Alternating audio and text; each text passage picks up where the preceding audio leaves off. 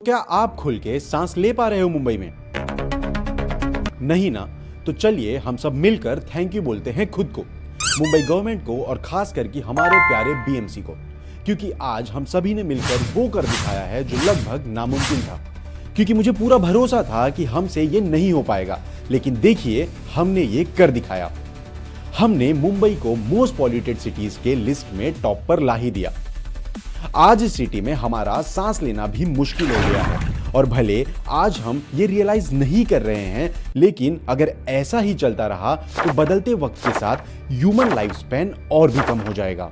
जो भी लोग इस वीडियो को देख रहे हो, इसे प्लीज ज्यादा से ज्यादा लोगों तक शेयर करिए, क्योंकि हर एक इंसान, हर एक मुंबईकर को पता होना चाहिए कि आज हमारी सपनों की नगरी कहे जाने वाली प्यारी मुंबई सिटी को एक गैस चेंबर बना दिया गया है। कहीं कुछ दिखाई नहीं दे रहा है, ऊपर से हम पूरे साल ट्रैफिक और पोल्यूशन की जंग में लगे रहते हैं। इन सभी परेशानियों के कई कारण हो सकते हैं, जैसे कि धूल। आज हम मुंबई में जहां देखें वहां खुदाई चालू है।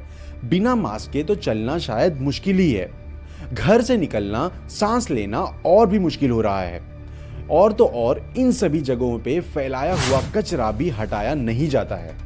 कोई भी उसकी रिस्पॉन्सिबिलिटी नहीं लेता है, ना ही कॉन्ट्रैक्टर और ना ही कर्मचारी। महाराष्ट्र सरकार के डेटा के हिसाब से PM10 और PM2.5 स्काई हाई हो चुके हैं, पर डेटा पढ़ता कौन है? जो स्क्रैप, वायर, मेटल पाइप्स सब फुटपाथ पर ही रह जाते हैं। ब्रिज बन तो रहे हैं, पर फुटपाथ के साइड पर उनके ग्रेव्स, डस्ट वहीं के वहीं रह जाते हैं। गाड़ी जाती है, धूल हवा में उड़ती है, और ये हमारे लिए बिल्कुल नॉर्मल सी बात है, राइट? इस सभी चीजों की जिम्मेदारी कौन लेगा? क्या सरकार को इसकी पड़ी है? धूल को सक करो, रिमूव करो, इसके बजाय ये लोग धूल को शेक करके उसे हवा में उड़ा रहे हैं, ताकि कुछ घंटे बाद वही धूल वहीं पे सेटल हो जाए। भाई ये करके आप लोग कोई सोल्यूशन नहीं, बल्कि एक इल्यूजन क्रिएट कर रहे हो। और बढ़ रही इस पॉल्यूशन और पुअर एयर क्वालिटी का दूसरा सबसे बड़ा रीजन है बर्निंग। हमें वेस्ट मैनेज करना आता ही नहीं है। लीफ, पेपर, प्लास्टिक सब जला देते हैं। रबर टायर्स जलाने की स्मेल आती तो रोज है। रबर बर्निंग से कैंसर कॉजिंग का सबसे ज्यादा केमिकल रिलीज होता है। क्या बीएमसी इतनी नासमझ हो चुकी है कि बेसिक बर्निंग कंट्रोल नहीं समझ सकती? Building construction, dust, Mumbai permanently under construction ही होता है, लेकिन कुछ रूल्स जिसकी किसी को पड़ी ही नहीं है। सेफ्टी नेट्स नहीं है, बैरिकेड्स नहीं है, वाटर स्प्रिंकलर नहीं है, डिमोलिशन के टाइम पे कवर तक नहीं किए जाते, पूरा डस्ट एटमॉस्फेयर में छोड़ दिया जाता है, हमारे लंग्स में आता है, सड़कों पर आता है, और यह डिमोलिशन हॉस्पिटल के सामने ही हो रहा होता है।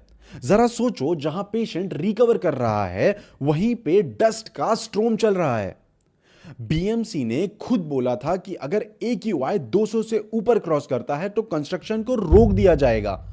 और कल ही मैंने देखा है कि बीएमसी के कॉन्ट्रैक्टर्स एक नया फुटपाथ वापस खोद रहे हैं। और हर चीज के लिए बीएमसी को ब्लेम करना सही नहीं है। पब्लिक की भी बहुत ज्यादा गलती है। वहीं लोग रोड पर थूकते हैं। लोकल ट्रेन्स के जितने भी स्टेशन हैं, वहां पे उन सभी ने ट्रैक को लाल रंग से रंग दिया है, थूक कर, गुटखा खाकर। इसके लिए अच्छा शहर बनाएंगे उनके लिए जो खुद को इंप्रूव करना ही नहीं चाहते। लेकिन हां, बीएमसी कुछ काम अच्छा भी कर रही है। 24/7 पानी देना मैसिव इंजीनियरिंग फीट है। Mumbai survives because of this. But still air quality देखकर शर्म आती है।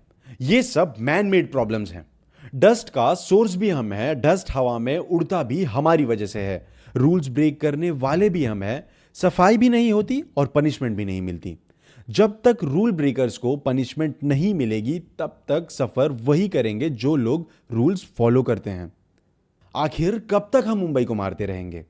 तो आखिर कब तक हम तीन बंदर बनकर रहेंगे? बुरा मत देखो, बुरा मत सुनो, बुरा मत बोलो। इंडिया में रहने का टफेस्ट पार्ट यही है। अगर हम रूल फॉलोइंग सिटीजन हैं, टैक्स टाइम पर देते हैं, सिविक सेंस रखते हैं, तो सिस्टम आपको ही पनिश करता है। जो रूल तोड़ते हैं उनका कोई कुछ नहीं बिगाड़ता।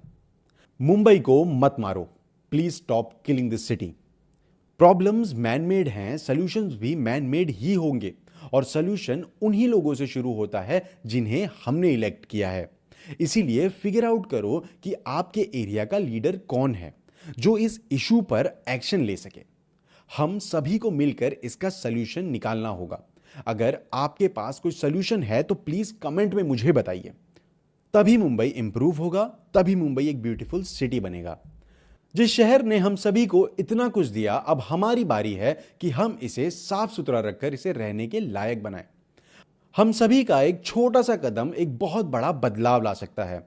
इस वीडियो को ज्यादा से ज्यादा लोगों तक पहुंचाइए और जितना हो सके अपने आसपास की सोसाइटी को साफ सुथरा रखिए। मैं मिलता हूं आपको नेक्स्ट वीडियो में ऐसे ही वीडियो के साथ, पुराने प्रॉब्लम्स और नए सॉल्यूशंस के साथ। तब तक के लिए जय हिंद।